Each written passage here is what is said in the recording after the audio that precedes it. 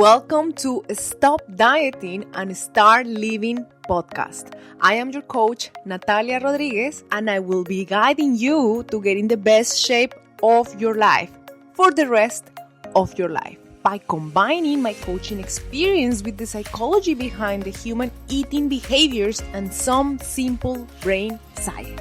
Get ready to be coached by me. Hello, beautiful people. Thank you for being here in another episode. Today, I want to talk about the scale. How that little piece of machine can sabotage your progress, ruin your day, and break your self-confidence. I want to give you better ideas of how to measure your progress so you don't give up and actually see that changes are happening even if the scale is telling you otherwise. So many people forget their values and allow themselves to get measured by the scale, like allowing that number upset you or even ruin your day. Like if it's a number that you like to see, you will have an awesome day, and if you ate cake the day before, you won't feel so guilty because after all, you lost some weight. But if it's a number that you don't like, you will instantly blame the cake, feel shit about it, and be in a bad mood all day, deciding to take even harder measurements about your food choices, at least for the next hours. So you see that once you let the scale to control you, it is hard to let it go, and it becomes an abusive relationship. Seeking validation from the scale every day, especially if it's not a healthy relationship, so why do you keep coming back? I highly discourage you to use the scale because exist other tools. The easiest is something you do every day. Put on your clothes. Use clothes as a metric. How you feel in your clothes. Of course, if you are disconnected from your body, you may not pay attention about how clothes fit in you. In my coaching program, with my clients, we use the scale only at the very beginning to have an idea only, like a punchline. For some people can be motivating, for others not so much, but I encourage my clients to think that is a temporary thing and definitely not an indication who you will be in 6 months' time. This is just collecting information. We don't need to get emotionally attached in this number. We will be using it only one time, and it will be the only time I will ask for it. So we avoid those conversations in the future to start disengaging people that comes with that mindset, to start healing that as part of the process.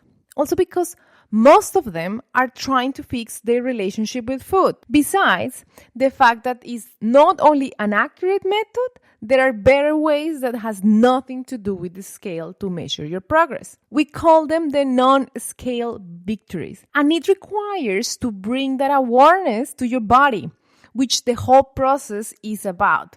Like bringing some thoughts about how we are feeling when eating, how full, how hungry we are feeling. So we start getting more connected to our body in general. And for me, this is a big part of the puzzle about losing weight, because it's what at the end make you to stick like a tattoo within you and you can use for the rest of your life. Also realizing things like, hey, this week I managed to squeeze 3 workouts instead of 2, or I managed to do 1 pull-up or a push-up. Like celebrating real wins that move you forward and see day a day what's going well. Like, hey, today I managed to leave 3 bites on my plate at dinner. I've never managed to do that before. I am learning all of that from the coaching program with my mentor. I always knew this is helpful, but honestly, I wasn't actually practicing it. And some weeks can be hard to see those little wins, but then is when sticking to find something will support and encourage you to stay consistent, because that is at the end the name of the game. And obviously, the scale is not going to reflect that, no. So another major idea are pictures. I always use this more than the scale, to be honest. You can do them monthly to see real progress. There, you also can see the real progress. Most of the times, your body is suffering a recomposition, especially if you exercise. And your body is changing in a way the scale doesn't show. Like in one hand, you are losing fat. In the other one, you are building muscle. So your body is having a real transformation. You may start seeing thinner arms and bigger glutes, for example, and that has nothing to do with the scale. And if you check in the mirror every day, you may not see that. So pictures will help you to see places that you normally don't see on your everyday life. This is super valuable because the scale many times shows a number that we don't want to see and sabotage the progress we are making, like making us feel to eat more or less and make drastic changes when is no need. You should know that weight is not only influenced by fat. There are other things like water retention, muscle, bones, the food you eat. So many factors can influence your weight that at the end you are letting all of that to judge you and your efforts. For many years and generations, this was the easy way to measure progress. But to be honest, never was one of mine. I've seen how many of my clients come with a huge obsession about it, and I can see how they let that number frustrate them and bring them back to the cycle of binging and feeling that their hard work is not working, and obviously sabotage them even further. So if it's actually that it's not making you feel good about yourself every time you step on it, and it isn't reflecting the amount of effort you're putting on this, and it is distracting you and derails you from your path, I really invite you to not step on it and see what happens. What we have been seeing with my clients is that they become more consistent with their habits. And at the end, when they acknowledge that body recomposition is what they want to, they realize that's the real transformation they were looking for. And that is not only about losing weight. And they end up not giving up and actually getting the healthy life they actually crave to have. For me, it has been always about how I fit in my clothes, perhaps because I've never owned a scale. But as you can see, there is many ways that you can track progress. If you don't like pictures, you also don't have to. Simple things like doing one push-up or working more often, things like that are also ways to mastering your progress. How can you stop using the scale so much and start focusing on living a kick-ass life and realize that the scale doesn't define you, the worth you have? Simple. Get rid of it. Because what you have is a habit. So really, take it out of the house. I mean, you don't need to throw it away if you don't feel like it. But you can put it in the garage with the Christmas stuff or give it to a friend to hold you for a couple of weeks. You can have it back later. It is not that you cannot step on it ever again. But for a while, until you get away from this habit, this could be helpful. This also helps to draw away your attention from the weight. That is something that your brain is wired. And part of the process is detach those thoughts. Also, it will allow you to explore other areas in your life, other interests, other habits, even areas that you feel you don't want to look, but at the end, it will nourish you to a path of freedom from the diet culture and the body image expectations. At the end, life is way more than dieting, or losing weight, being in a great shape. When we die, the number on the scale is not going to be in the tombstone. We are not walking around with a number tattoo, and most people don't give shit about it. Let's be real. I mean, how many people ask you about your weight on a date, for example? Or when you meet someone, like, hey, how much are you weighing today? That is not even a conversation topic. And no one cannot even guess how much you weigh anyway. Ultimately, what people is trying to do is to chase a feeling, looking for some approval, to feel confident and secure in their bodies.